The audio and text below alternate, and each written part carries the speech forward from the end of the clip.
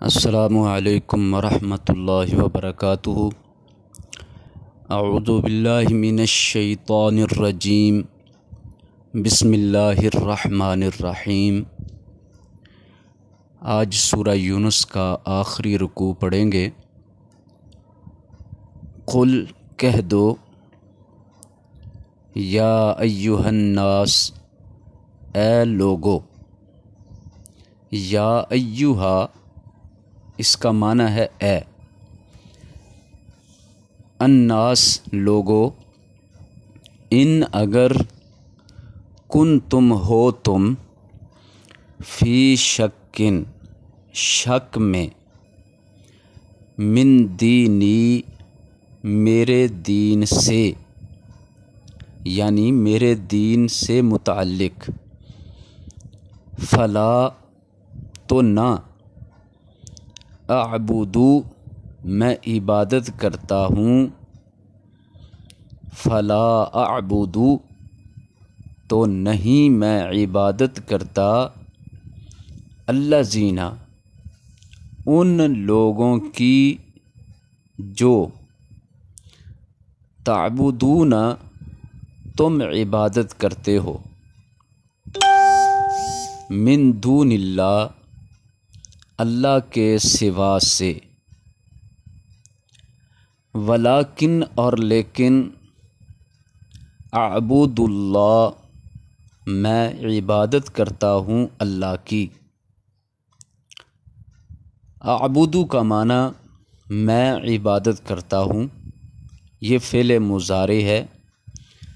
اگر آپ اس کی گردان اپنی انگلیوں کے پور پر گنیں تو یہ 13 نمبر صیغہ بنتا ہے، یعنی سیکنڈ لاسٹ والا صیغہ ہے۔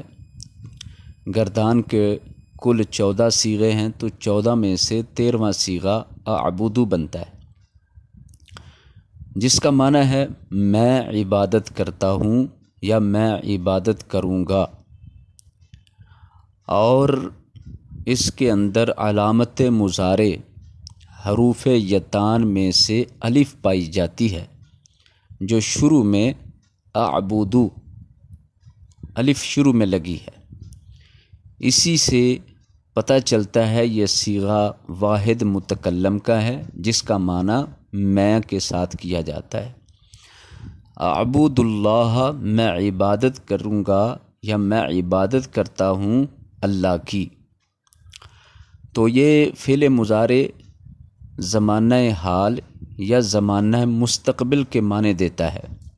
تو اس آیت میں کتنی بار یہ واحد متکلم کا صیغہ آ رہا ہے کہ شروع سے ہی فلا اعبدو نہیں میں عبادت کرتا، پھر تعبدون یہ گردان کریں گے عبد یعبدو سے، تو آپ کو پتہ چلے گا کہ عبد ماضی 3 حروف اصلی، پھر اس سے مضارع بنا شروع میں حروف یتان لگانے سے، تو یعبدو سے گردان کرتے ہوئے تعبدون، یہ صیغہ نمبر 9 بن جائے گا، جس کا معنی ہے تم عبادت کرتے ہو یا تم عبادت کرو گے، یعنی جمع کا صیغہ ہے۔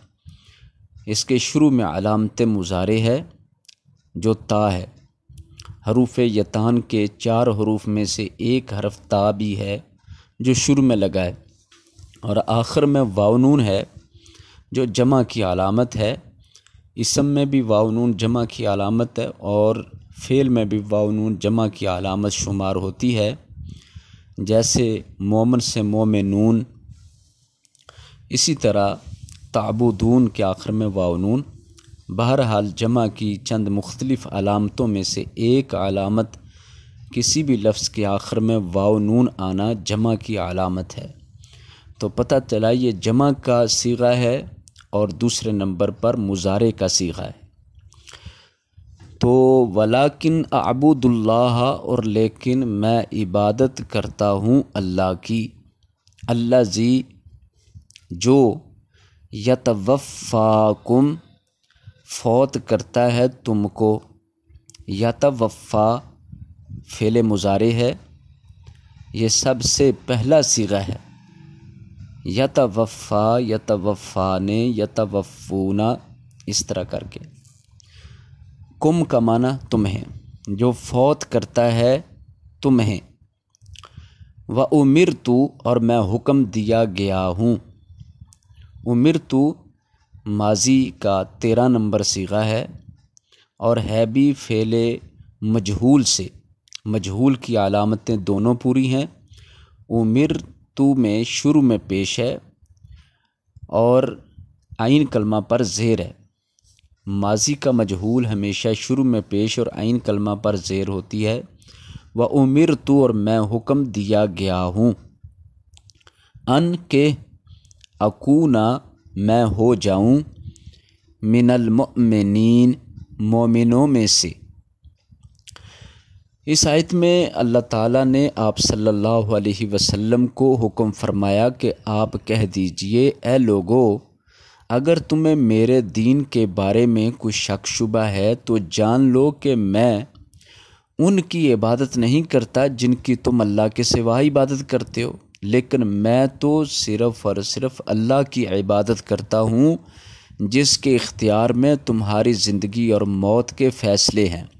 وہی تم کو موت دیتا، وفات دیتا ہے، اور میں اسی بات کا حکم دیا گیا ہوں کہ میں مومنوں میں سے ہو جاؤں۔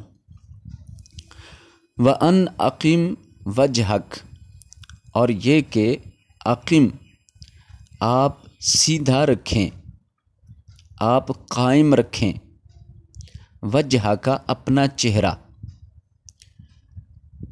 للدینی، دین کے لیے، حنیفہ، یکسو ہو کر، یک طرف ہو کر،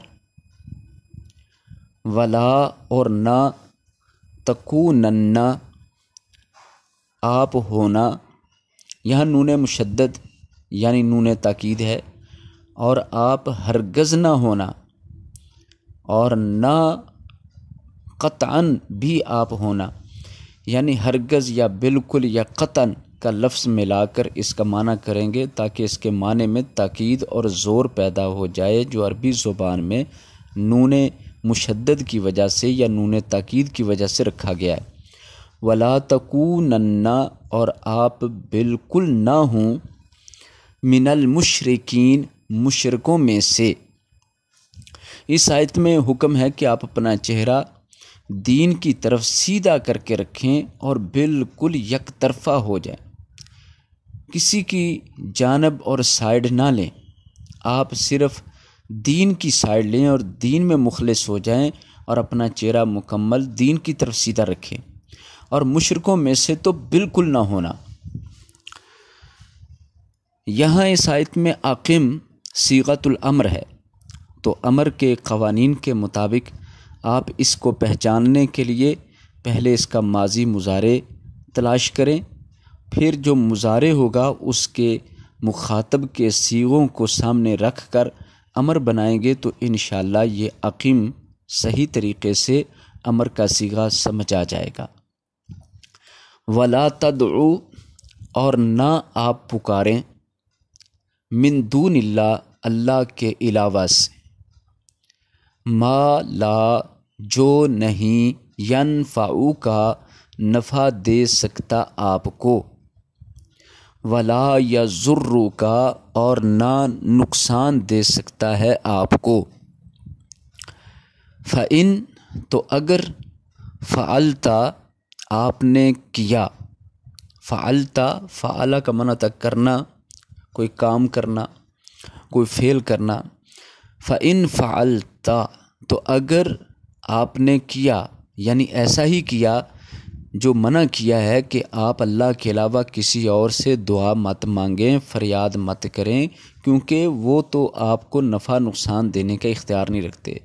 منع کرنے کے باوجود اگر آپ نے ایسا کیا، فَإِنَّكَ، تو بے شک آپ صلی اللہ علیہ وسلم، اذن، تب، من الظالمین، ظالموں میں سے ہوں گے۔ وَإِن يَمْسَسْكَ اللَّهُ بِضُرٍّ، وَإِن، اور اگر، يَمْسَسْكَ، چھوئے آپ کو یا پہنچائے آپ کو، وَإِنْ اور اگر یمسس کا پہنچائے آپ کو، اللہ بِضُرٍ ساتھ تکلیف کے، مطلب یہ ہے کہ اگر اللہ تعالیٰ کی طرف سے آپ پر کوئی تکلیف، آفت اور آزمائش آ جاتی ہے، فلا کاشفا تو نہیں ہے کوئی دور کرنے والا۔ کاشفہ اسی سے پچھلی آیات میں ہم نے پچھلے رکوع میں کشفنا لفظ پڑھا تھا، تو یہاں اسی سے کاشفہ یعنی مادہ وہی ہے کاف شین فے، کشف۔ کشف کا معنی دور کرنا، ہٹا دینا، کھول دینا۔ فلا کاشفہ تو نہیں دور کرنے والا، لہو اس کے لیے، الا ہو مگر وہی۔ اگر اللہ کو تکلیف پہنچائے تو اس تکلیف کو کوئی دور کرنے والا نہیں ہے مگر وہی اللہ۔ جب وہ خود چاہے گا تو وہ اس تکلیف کو رفع فرما دے گا۔ وَإِن اور اگر یرد کا وہ ارادہ کرے آپ کے ساتھ، یرد معنی ارادہ کرے، کاف کا معنی آپ کے ساتھ یا آپ سے، بخیرن ساتھ خیر کے، ساتھ بھلائی کے، فلا راد لفضلہ تو نہیں ہے رد کرنے والا، راد لوٹانے والا، رد کرنے والا، ہٹانے والا، لفضلہ اس کے فضل کے لیے۔ لفضلہ ہی تین کلمات اکٹھے ہو گئے، تینوں کا معنی بولیں گے، اس کے فضل کے لیے یا اس کے فضل کو۔ اس طرح ذرا اردو کا جملہ سمجھنا آسان ہو جاتا ہے۔ یصیب بہ وہ پہنچاتا ہے ساتھ اس کے، من یشاء جسے وہ چاہتا ہے، من عبادہ اپنے بندوں میں سے۔ عباد عبد کی جمع ہے، عبد کا معنی بندہ اور عباد کا معنی بندوں۔ وَهُوَ الْغَفُورُ اور وہ بخشنے والا ہے، الرحیم رحم کرنے والا ہے۔ یہ آیت مبارکہ مکمل ہوئی۔ اس آیت کے اندر توحید کی اعلیٰ ترین تشریح کر دی گئی ہے اور بہت اچھے طریقے سے شرک کی دھجیاں اڑا دی گئی ہیں کہ اگر اللہ تعالیٰ آپ کو کوئی تکلیف دینا چاہے کوئی ہٹا نہیں سکتا، اگر اللہ آپ کو کوئی بھلائی دینا چاہے تو اس بھلائی کو کوئی ختم نہیں کر سکتا۔ تو اللہ تعالیٰ اپنے بندوں میں سے جسے جو چاہے پہنچاتا ہے، تو پھر اللہ کے علاوہ کسی اور کی عبادت، کسی اور سے فریاد یا کسی اور کو مشکل کشا یا حاجت روا ماننے کا کیا تک رہ جاتا ہے، کیا ضرورت ہے پھر، جب سب کچھ اللہ ہی کے اختیار میں ہے اور اللہ کے علاوہ کسی کے اختیار میں ذرہ جتنا نفع یا نقصان کرنے کا اختیار ہی باقی نہیں ہے۔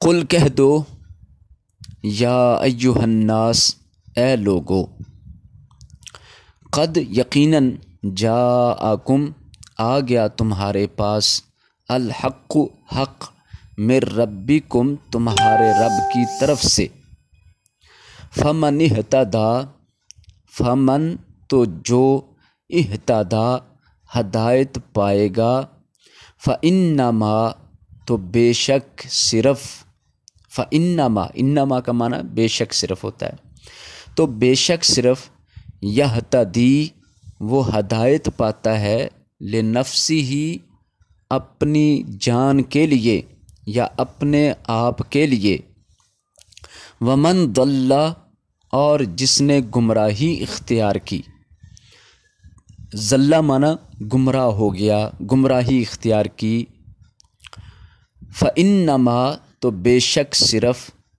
یضل وہ گمراہی اختیار کرتا ہے، علیہ اپنے آپ پر، اپنی جان پر۔ لفظی معنی ہے علیہ اس پر، تو اس کیا ہے، وہ پیچھے نفس کا لفظ آ چکا ہے کہ جو ہدایت پاتا ہے اپنے نفس کے لیے، اپنی جان کے لیے، اپنے آپ کے لیے، تو اسی طرح جو گمراہی اختیار کرتا ہے وہ بھی گمراہی اپنے آپ پر، اپنے نفس پر، اپنی جان پر ہی اختیار کرتا ہے۔ وما انا اور نہیں میں، انا مانا میں، انا کہتے میں کو، اور نہیں ہوں میں علیکم تم پر بے وکیل کارساز۔ وکیل کا معنی ہوتا ہے کارساز، یعنی کارساز کا معنی ہے سب کچھ کرنے والا، کارساز کر دینے والا، ہر کام، ہر ضرورت، ہر چیز پوری کر دینے والا۔ تو وکیل کا عام ہمارے جو معاشرے میں استعمال ہے وہ ہے کہ اپنا کام کسی کے سپرد کر دیں، تو جس کے سپرد کیا نا وہ وکیل ہے۔ عدالتوں وغیرہ میں جو وکیل ہوتے ہیں، ہم اپنا سارا مقدمہ، ساری بات، ساری اونچ نیچ اس کے سپرد اپنے کیس کی کر دیتے ہیں، اس لیے وہ ہمارا وکیل ہو جاتا ہے۔ لیکن یہ اللہ تعالیٰ کی ایک صفت خاص ہے، الوکیل، کارساز، سارے کاموں کو اپنے ذمہ لے کر اپنے بندے کے کام کر دینے والا۔ تو اس کو سادہ لفظوں میں نگران بھی کہہ سکتے ہیں کہ سارے کاموں کی نگرانی کر کے ان کو صحیح اور درست کر دینے والا۔ وما انا علیکم بوکیل، اور نہیں ہوں میں تم پر وکیل یعنی کارساز یا نگران، میں تم پر کوئی نگران نہیں۔ اس آیت مبارکہ میں تو اور زیادہ واضح طور پر اعلان برات کر دیا گیا ہے کہ آپ صلی اللہ علیہ وسلم لوگوں سے کہیں تمہارے پاس حق آ گیا، اب جو چاہے ہدایت اختیار کرے، اپنا ہی بھلا کرے گا اپنی جان کا، اور جو ہدایت چھوڑ دے گا اور گمراہی اختیار کرے گا تو وہ اپنی جان کا ہی نقصان کرے گا اور اپنے آپ کو گمراہی میں ڈال کر خرابی اور تباہی کا ذمہ دار آپ ہوگا۔ تو یہ بھی آپ ان کو کہہ دیجئے کہ میں تم پر کوئی نگران نہیں ہوں، میں تمہارا کوئی ذمہ دار یا وکیل نہیں ہوں۔ واتبع، اور آپ پیروی کریں، ما جو یوحا وحی کی جاتی ہے، الیک آپ کی طرف۔ یہاں واتبع یہ صیغۃ الامر ہے، اس کو پہچاننے کے لیے پورے اصول اور ضابطے استعمال کریں۔ اسی طرح یوحا یہ مضارع مجہول کا صیغہ ہے، تو ان کو اپنی گرامر کی جو آپ نے پڑھائی کی ہے اس کے مطابق اصول اور ضابطوں پر پرکھیے۔ واتبع، اور پیروی کیجئے، ما جو یوحا وحی کی جاتی ہے، الیک آپ کی طرف۔ وصبر، اور صبر کریں، یہ بھی صیغۃ الامر ہے، حتیٰ کہ یحکم اللہ، فیصلہ کر دے اللہ، وہو، اور وہ خیر الحاکمین، بہترین ہے، الحاکمین، فیصلہ کرنے والوں کا، اور وہ فیصلہ کرنے والوں میں سے سب سے بہترین ہے۔ تو آسان معنی کر دیتے ہیں، اور وہ بہترین فیصلہ کرنے والا ہے۔ تو یہ آخری آیت کے اندر اس بات کی نصیحت کی گئی ہے کہ جو آپ کی طرف وحی آئی ہے قرآن کی شکل میں اور حدیث میں اس کی تفسیر بن کر اللہ نے بتائی ہے، اسی کی پیروی میں لگ جائیں، بس یہی نجات کا راستہ ہے۔ اور صبر اختیار کریں، بے صبری نہ کریں، جلد بازی نہ کریں، صبر اختیار کریں حتیٰ کہ اللہ کا حکم اور فیصلہ آ جائے، اور وہ بہترین فیصلہ کرنے والا ہے۔ الحمدللہ سورہ یونس کا 11واں رکوع جو کہ آخری رکوع ہے وہ مکمل ہوا۔ اللہ تعالیٰ کا اس بات پر شکر ہے جس نے ہمیں یہ نیک کام کرنے کی توفیق عطا فرمائی۔ یقیناً ہر نیکی اللہ ہی کی توفیق سے ہے، اور ہر گناہ سے بچنا بھی اللہ ہی کی توفیق سے ہے۔ وباللہ التوفیق۔ السلام علیکم ورحمۃ اللہ۔